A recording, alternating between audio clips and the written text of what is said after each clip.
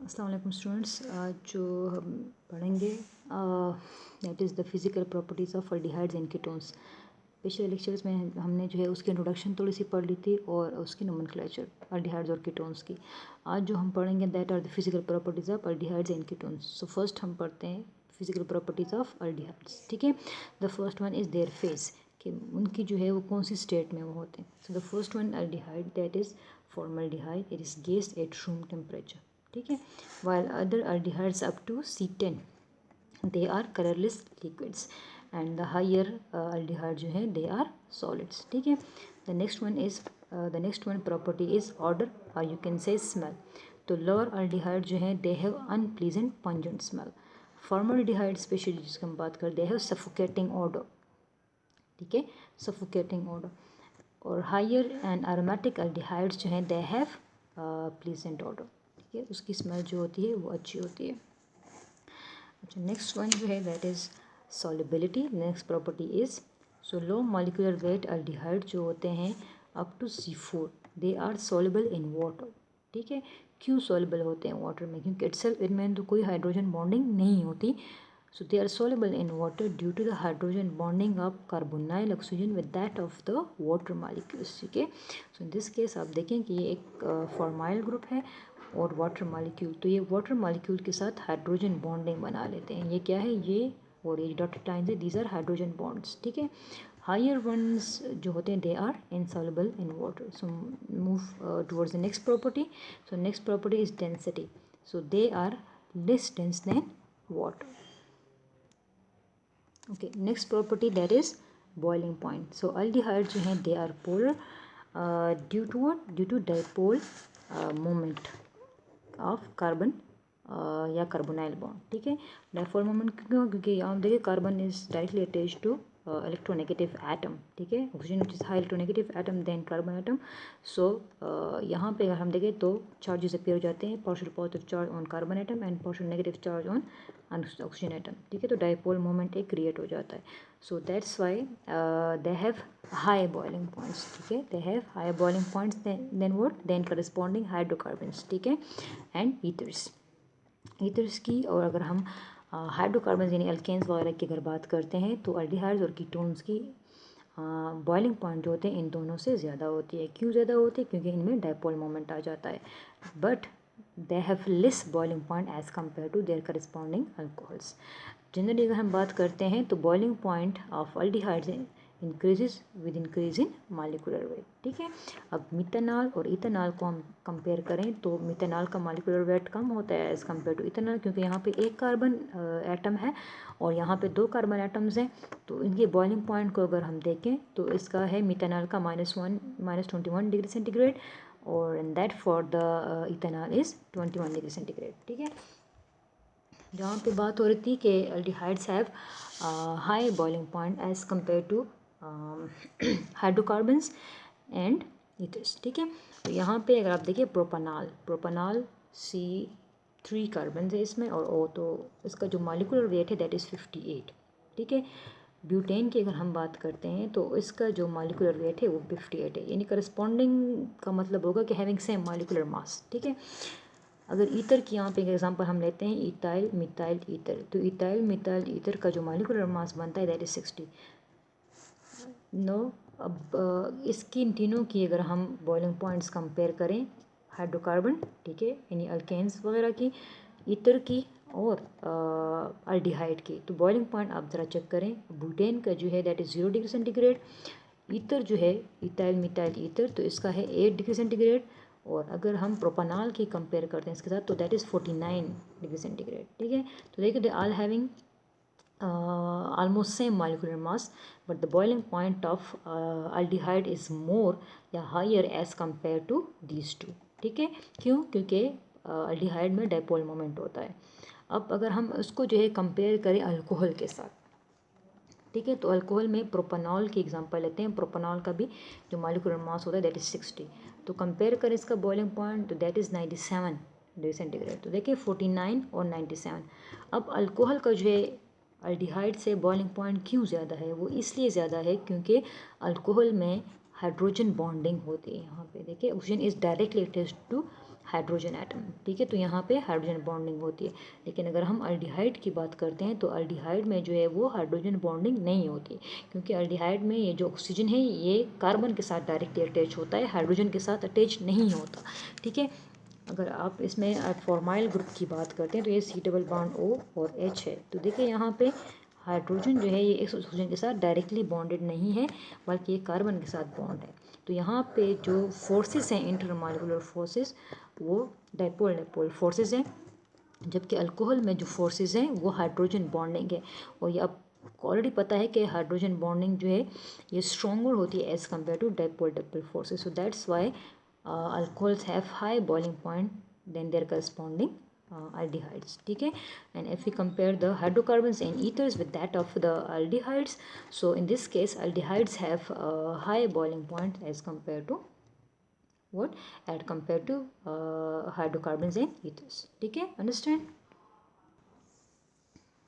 अच्छा, तो इस तरह अगर जिस तरह मैंने आपको जो एग्जांपल्स दी हैं अगर इस तरह का एमसीक्यूज़ में भी आ जाए, लेकिन आप देखिए कि करस्पॉन्डिंग गिवन हो, ठीक है।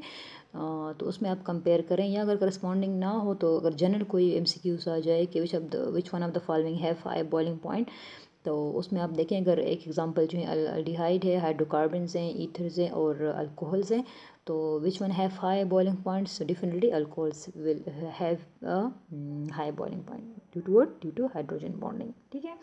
अच्छा, next move toward the physical properties of ketone. So इसमें ये हम फर्स्ट पढ़ते हैं फेस के बारे में।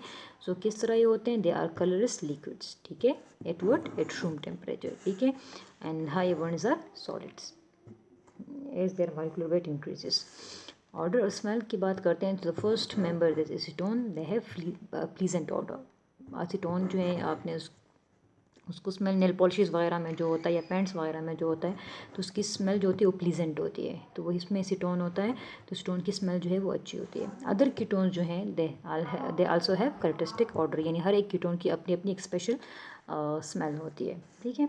नेक्स्ट सॉल्युबिलिटी, तो solubility they also soluble in water like aldehydes up to C4, ठीक है, but as their molecular weight increases they becomes insoluble in water, ठीक है।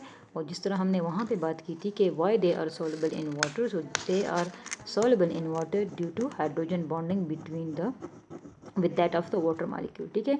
उसमें भी जो कार्बोनाइल ग्रुप का जो ऑक्सीजन ग्रुप है ये वाटर के हाइड्रोजन के साथ हाइड्रोजन बॉन्डिंग बना लेते हैं, ठीक है। तो ये वाला जो डॉटेड लाइन है दैट इज़ हाइड्रोजन बॉन्डिंग। तो इसी हाइड्रोजन बॉन्डिंग की वजह से they are soluble in water but up to C4। Next one is boiling point, so they have high boiling points than corresponding hydrocarbon and ethers due to dipole moment but less than alcohols। जिस तरह हमने alcohols में पढ़ लिया कि alcohols की जो boiling point होती है वो ईथर से और हाइड्रोकार्बन के इन वजह से ज़्यादा होगी, क्यों, क्योंकि इन दोनों में जो है वो कोई सच फोर्सेस नहीं है, वो है ना लंडन फोर्सेस है, और इनमें जो होती है डाइपोल मोमेंट होती है and which are stronger forces compare to London forces. Alcohols की अगर हम बात करते हैं तो अल्कोहल्स जो हैं उसकी बॉइलिंग पॉइंट हाई होगी एज़ कम्पेयर टू कीटोन्स, क्योंकि अल्कोहल्स है hydrogen bonding which are more stronger as compare to dipole moment dipole forces। Next property is density, so ketones जो होते हैं they are less denser than water, तो these are the properties of aldehydes and ketones.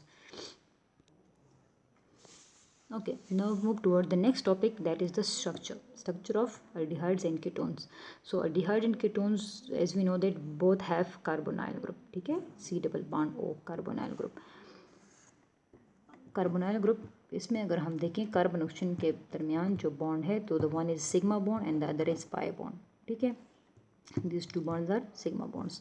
और यहाँ पे carbon oxygen के दरमियान जो बॉन्डिंग है तो the one is sigma and the other is pi bond, ठीक है। बोथ कार्बन एंड ऑक्सीजन की अगर हम बात करें तो बोथ आर sp2 हाइब्रिडाइज।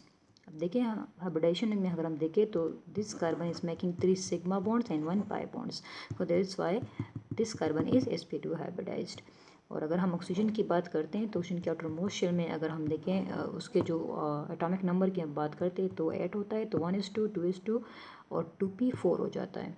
तो हाइब्रिडाइजेशन में अगर हम बात करते हैं तो 2s2 है 2 इलेक्ट्रॉन्स, और p में जो है वो 4 होंगे। तो px में 2 और py और pz में एक इलेक्ट्रॉन आ जाएगा।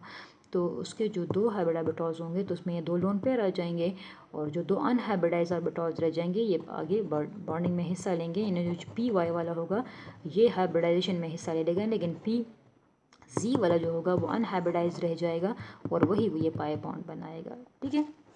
अच्छा, both carbon and oxygen are sp2 hybridized. sp2 hybridized है तो ये हम पढ़ चुके हैं कि sp2 हाइब्रिडाइजेशन में जो ज्योमेट्री होती है वो ट्राइगोनल प्लानर होती है। बॉन्ड एंगल क्या हो जाएगा? Bond angle will be 120। सही है। अच्छा, ये तो ऑलरेडी मैं बता चुकी हूँ कि पाई बॉन्ड जो कार्बन ऑक्सीजन के दरमियान वो बनेगा वो किस तरह बनेगा? वो p orbitals of carbon overlaps with the p orbital of the carbon atom, carbon overlaps with that of the oxygen atom। और कौन से p ऑर्बिटल जो अनहाइब्रिडाइज, डेफिनेटली जो अनहाइब्रिडाइज p ऑर्बिटल्स रह जाएंगे वही ही ओवरलैपिंग से पाई बॉन्ड बनाते हैं, और जो हाइब्रिड ऑर्बिटल्स होते हैं तो ये जितने सिग्मा बॉन्ड्स हैं ये हाइब्रिड ऑर्बिटल्स की ओवरलैपिंग से बनेंगे। यहाँ पे जो बॉन्ड डिस्टेंस की अगर हम बात करते हैं किस में, कार्बन और ऑक्सीजन के दरमियान जो कार्बोनिल कार्बन ऑक्सीजन है इनमें अगर हम बात करते हैं तो दैट इज़ 1.23 एंगस्ट्रॉम। ठीक है। जो शॉर्टर होता है किस चीज़ से? कार्बन और ऑक्सीजन में जो बॉन्ड डिस्टेंस होता है in case of alcohols and ethers, alcohols और ईथर में जो कार्बन ऑक्सीजन बॉन्ड डिस्टेंस होता है 1.43 होता है, जबकि अल्डिहाइड्स और कीटोन में जो कार्बन ऑक्सीजन के दरमियान जो बॉन्ड डिस्टेंस होता है 1.323 होता है। अब देखें ये शॉर्टर हो जाता है 1.23 से 1.43 से 1.23 होता है। अब क्यों जो है ये शॉर्टर हो जाता है? खुद देखें, अल्कोहल्स और ईथर्स में जो ये कार्बन होता है इट इज़ sp3 हाइब्रिडाइज्ड। ठीक है। कार्बन ऑक्सीजन के दरमियान सिंगल बॉन्ड है, और यही कार्बन जो है आगे किसी भी 3 ग्रुप से एटम्स के साथ बॉन्डेड होता है। ठीक है। तो सारे सिंगल बॉन्ड्स बना रहे, तो ये वाला कार्बन जो होता है sp3 हाइब्रिडाइज्ड होता है, but in this case this carbon is sp2 hybridized. पहले भी आप पढ़ चुके हैं कि as the hybridization increases bond distance जो है वो डिक्रीज, या बॉन्ड लेंथ जो होता है वो डिक्रीज हो जाता है। ठीक है। तो इसलिए यहाँ पे ईथर्स और अल्कोहल्स में जो ये carbon that is directly bonded to oxygen होता है that is sp3 hybridized, but in this case this carbon which is directly bonded to oxygen it is sp2 hybridized, so that's why their bond distance जो है decreases या bond length जो है ये shrink हो जाता है। ठीक है। now move toward their structure। यहाँ पे देखिए कार्बन और ऑक्सीजन, ये कार्बोनाइल कार्बन की सिर्फ हम बात कर रहे हैं। यहाँ पे देखिए एक sp2 हाइब्रिड ऑर्बिटल ये होगा, एक sp2 हाइब्रिड ऑर्बिटल जो है वो एक ये होगा, और एक ये sp2 हाइब्रिड ऑर्बिटल है। कार्बन के 3 sp2 हाइब्रिड ऑर्बिटल्स होंगे। ये हम पहले भी कई बार पढ़ चुके हैं कि जब कार्बन जो है वो sp2 हाइब्रिडाइजेशन उसकी होती है तो ये 3 sp2 हाइब्रिड ऑर्बिटल्स उसके होंगे, और एक जो है उसका अनहाइब्रिडाइज p ऑर्बिटल रह जाएगा। तो जो 3 इसके sp2 हाइब्रिड ऑर्बिटल्स होते हैं तो they are making sigma bonds. ठीक है। And the one unhybridized p orbital जो है it will form pi bond.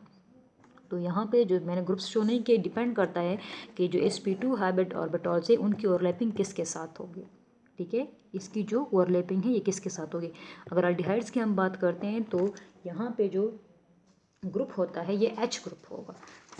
सही है। और हम यहाँ पे इसकी बात करते हैं तो C, ये यहाँ पे एक इसकी अगर हम हाइब्रिड ऑर्बिटल्स की बात करते हैं तो एक ये हाइब्रिड ऑर्बिटल होगा किसके साथ, यहाँ पे ऑक्सीजन एटम है। ठीक है। एक यहाँ पे sp2 हाइब्रिड ऑर्बिटल होगा, और एक यहाँ पे इसका sp2 हाइब्रिड ऑर्बिटल होगा। सो अल्डिहाइड्स में अगर हम बात करते हैं तो डेफिनेटली अल्डिहाइड में अगर हम देखें तो यहाँ एक H होगा और एक R ग्रुप होगा, और ये डबल बॉन्ड होगा।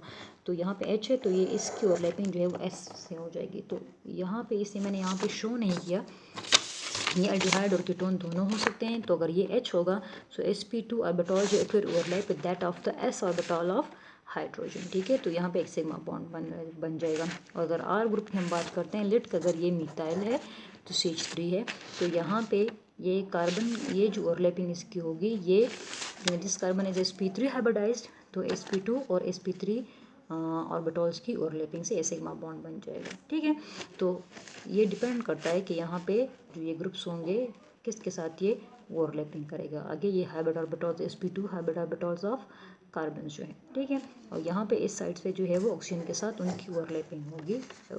ऑक्सीजन की भी यहाँ पे जो हम बॉन्ड शो करेंगे ये ऑक्सीजन है तो उसका भी जो सिग्मा बॉन्ड बनेंगे तो ये कार्बन का sp2 और ये इनका sp2 हाइब्रिड ऑर्बिटल्स। बाकी जो इसके sp2 हाइब्रिड ऑर्बिटल्स होंगे दे कंटेन लोन पेयर्स, ठीक है। इससे वो यहाँ पे शो नहीं किया मैंने। तो यहाँ पे एक अनहाइब्रिडाइज्ड p ऑर्बिटल इसका रह जाएगा और एक अनहाइब्रिड ऑर्बिटल जो है वो इसका रह जाएगा। तो ये दोनों जो है वो साइड वाइज ओवरलैप करेंगे तो एक पाई बॉन्ड बना लेगा।